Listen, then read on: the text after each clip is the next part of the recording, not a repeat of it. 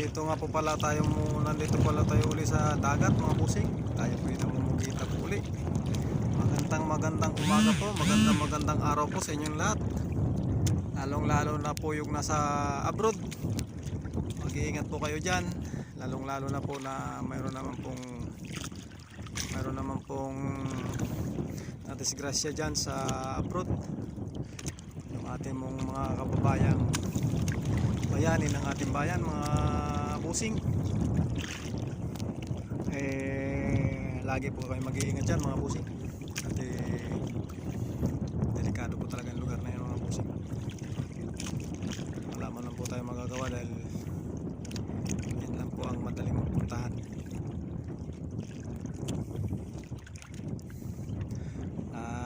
Mag-iingat po kayo dyan at lagi po tayong manalangin sa Ama nating nasa langit. Nandito po ulit tayo sa dagat mga busing. Ito po ay tapat kami ng Balabara ng Tabaw, Lubang Island. Ito pa po ang mahuli natin mga busing, isang piraso maliit.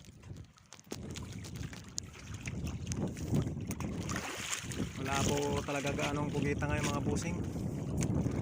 Napakahina na po sa dagat pagka ganitong buwan. Inuulit ko po sa inyo mga busing, lahat po tayo dyan ay mag-iingat. At magandang umaga sa inyong lahat. Lalong lalo na po dyan yung mga nagtatrabaho sa iba't ibang bansa. Saan man sulok po pa tayo ng abroad na nagtatrabaho, mag-iingat po tayo dyan. Lagi po tayo mag-iingat.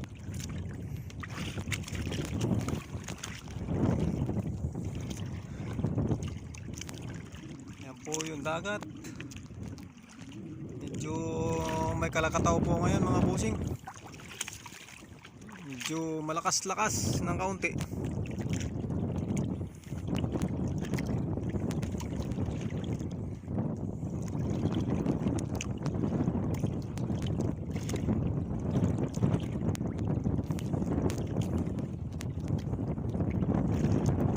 Inuulit ko po sa inyo dyan mga busing, mag-iingat po kayo. Lalo na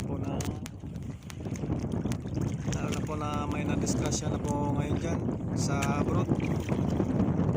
Kawawa po ang pamilya natin, kawawa ang mga anak po. Ang awa po nagsasaksak.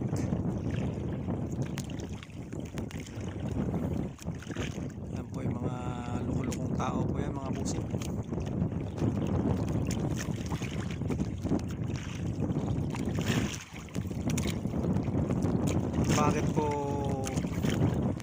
Bakit po mga babae lang ang kinakaya ng mga yan?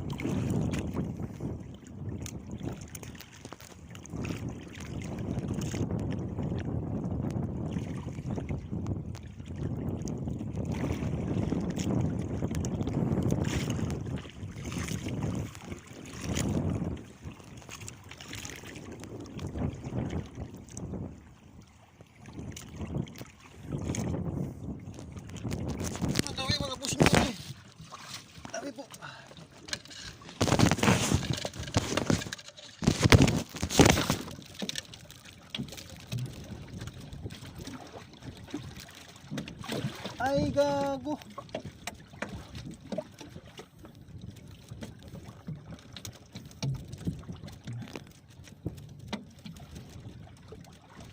Wala na busing. Wala po.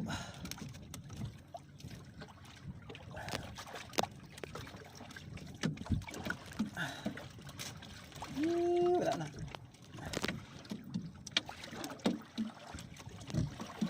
Wala na.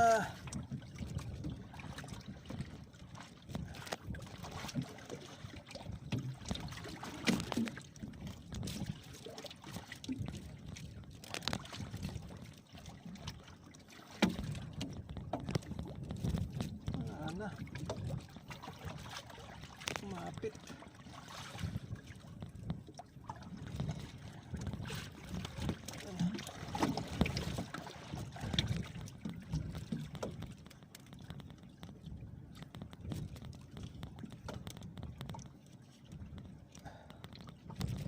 Wala na mga busing.